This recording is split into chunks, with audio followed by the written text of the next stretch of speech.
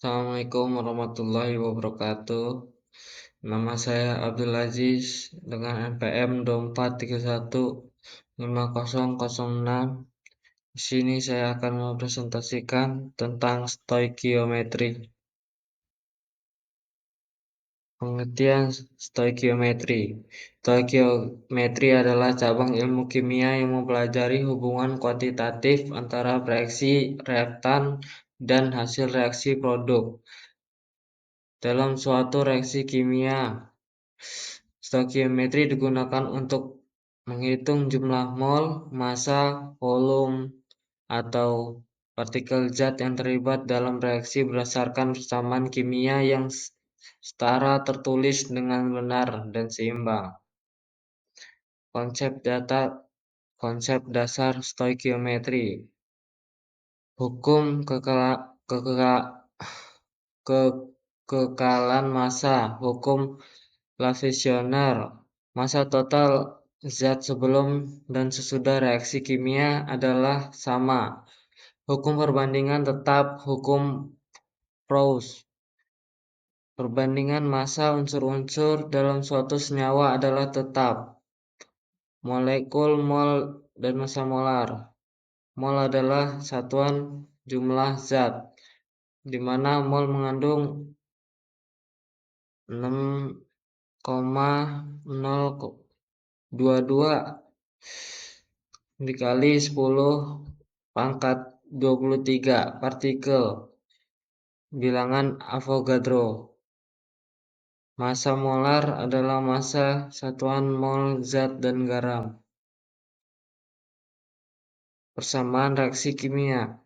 Persamaan reaksi kimia menunjukkan apa yang terjadi selama reaksi. Yang pertama, reaktan zat yang bereaksi. Yang kedua, produk zat yang dihasilkan. Contoh reaksi 2H2 ditambah 0O2 menghasilkan 2H2O. Reaktan H2 dan O2. Produk 2H2O. Langkah-langkah perhitungan. Contoh perhitungan. Misalkan kita ingin menghitung jumlah gram NaCl yang dihasilkan dari reaksi Na2SO4 ditambah 2NaCl menghasilkan 2Na2SO4. Langkah-langkah.